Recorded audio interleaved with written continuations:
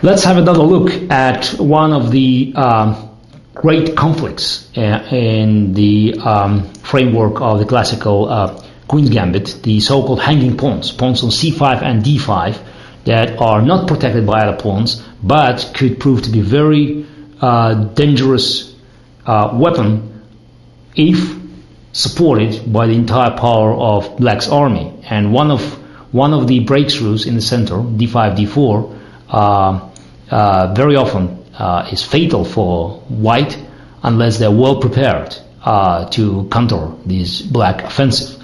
But on the other hand, these pawns could be weak if they are attacked from different directions by White pieces, and if White is well prepared for any advance, c5, c4 or d4.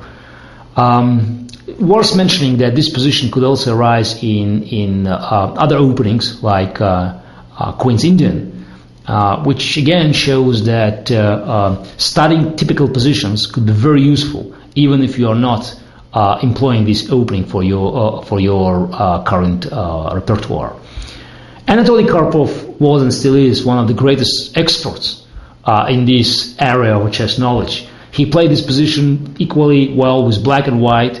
He played with hanging pawns and against them, and always managed to find new interesting ideas to puzzle his opponents. And his opponents actually were players that challenged him in the World Championship matches. The featured game of this review is Kortschnoj Karpov Game 1 from their match in Marana, and there are two other games that will be introduced. Is the games from our first match in Moscow 84-85, game 25 and game 31, and one of them, game 31, could change entirely the development of chess history had Karpov won this game, which went so well for him in the beginning.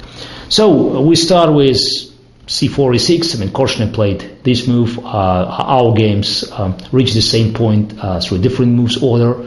Karpov eventually started with knight f3 in that match. So, but we are gliding through the familiar terrain. So, worth mentioning, Karpov always played bishop a7. He never liked classical cardboard structure with Black. He specialized, in fact, playing this position with White, and won many convincing and very instructive games. But Kortschnoj in the beginning just wanted to go for main line, and later he switched to c4, d5, and bishop f4.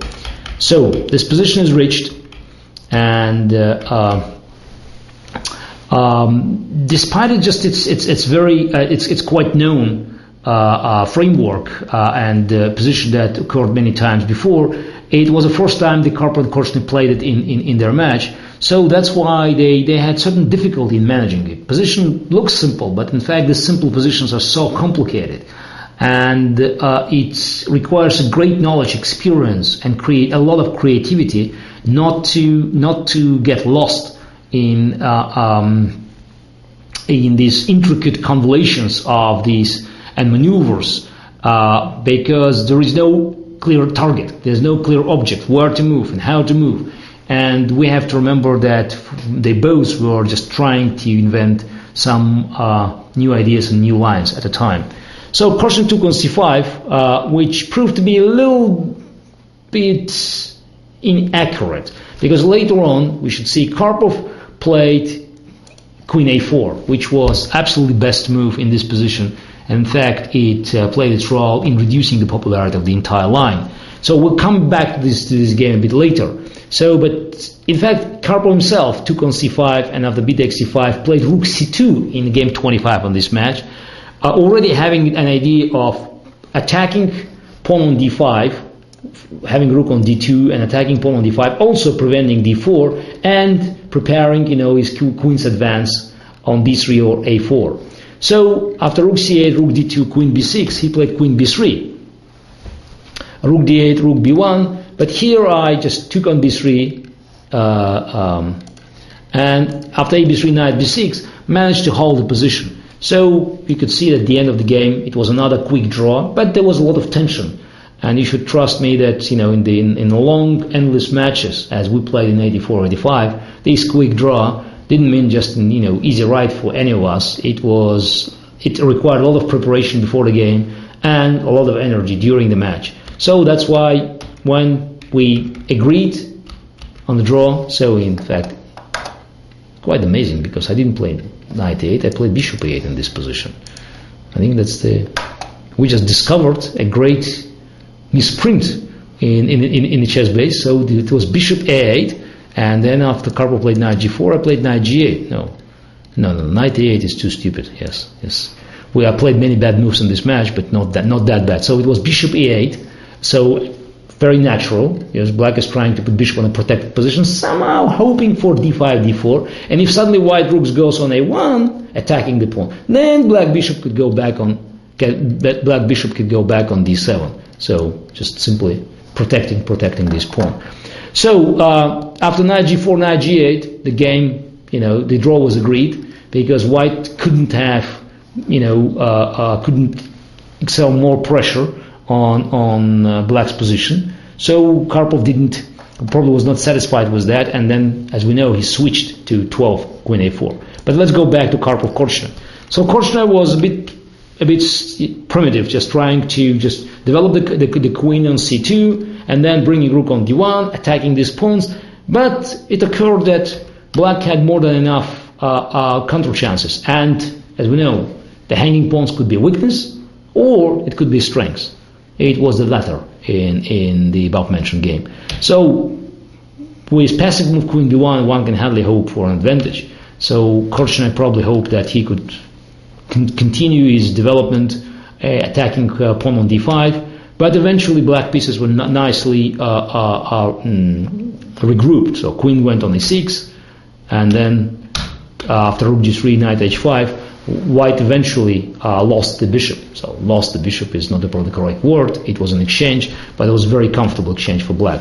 So at move 19, just after making moves, we could just recognize that black dramatically improved the position. Now its queen is well positioned on e6. The one of the bishops is exchanged, and it's no longer the question about white pressing pawn on d5, but it's white protecting its position against d5, d4. So Kortschnoj didn't manage actually to stop d4. He was probably having some hopes to increase the pressure on d5, and eventually, after a very dubious maneuver of bringing bishop on b1, that's hoping to play a3, bishop e2, he just managed to blunder the breakthrough in the center.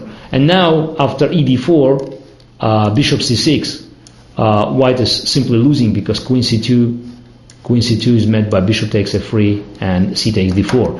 So after d4, Kortschnoj had to go knight e2, but of course d3, f3 position is technically lost, and of course Karpov managed to deliver the final blow without any difficulty. So key moment, white was too complacent, forgot about the strengths of the hanging pawns, and was punished. d5, d4, and Kortschnoj position collapsed. Now let's have a look at game 31, where Karpov played white and played very convincingly. So queen a4, a6, looks similar, dc5, exchange, rook d1, queen b6, now queen b3.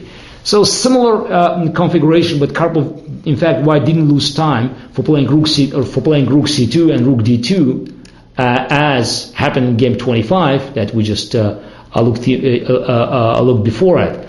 So instead of exchanging on b3 and going for this very dull and endgame that was worse, because then it was difficult to resist white's pressure on c5 and d5, I played double edge queen a7, which I liked very much at that point. I prepared this move, and I saw that after having my queen on a7 and then rooks on d8 or e8 or c8 or then d8, I could manage to not only to protect these pawns, but also to prepare a potential breakthrough in the center. So it all looked nice, but then after bishop g3, rook a d8, that's an important move, because if you play somewhere else, for instance rook c8, then white knight goes on e5, so attacking white black structure, and also preparing bishop f3, which could be fatal for black, because then the pawn on d5 will be really weak. So rook a d8 was prepared, because after knight e5 now black could play d4, so that's our main hope. But then Karpov made a brilliant move. After rook a d8, he simply played knight e1. So knight goes on e1, a very quiet move, typical for Karpov, and now there's a terrible threat, bishop f3. So bishop wants to go back to to appear on f3, attacking this d5 pawn, and it's very difficult for black to create any counterplay. I eventually tried to break through in the center, but it didn't work at all. And eventually this pawn proved to be too weak. And here, after bishop c4, rook f8, had Karpov played not queen d3 but knight f3, as far as I remember, my position could be hopeless, and the score was 5-0. Winning this game, Karpov could match Fischer's magic result 6-0 and to guarantee himself a place in immortality. So he didn't do it. He played queen d3, and I managed to escape by miracle by creating counter chances. And suddenly, at one point, Karpov discovered that it was no longer him playing for a win, but black is trying to create excellent counter chances. So I would say that even position at move 27 was still better for white, because white had an extra pawn, and every machine could show you that white still had some winning chances. But in a real game of chess, when clock was ticking, and that was the World Championship match, and Karpov just hoped to win the game comfortably, so he got very nervous and let black create counter chances. So of course queen c4 was a better move at move 28 instead of queen d3, because after h5, queen c4, I escaped or avoided a queen's exchange, thus keeping some pressure on the white's king side. And the final position, where the draw was agreed, was extremely complicated, but black had perfectly nice and perfectly comfortable compensation for the pawn. So again, it's more of the chess history, has nothing to do with the history of hanging pawns, but I hope these three games played at the highest level could give you some impressions how this controversial issue of hanging pawns can be handled, both from white and the black sides.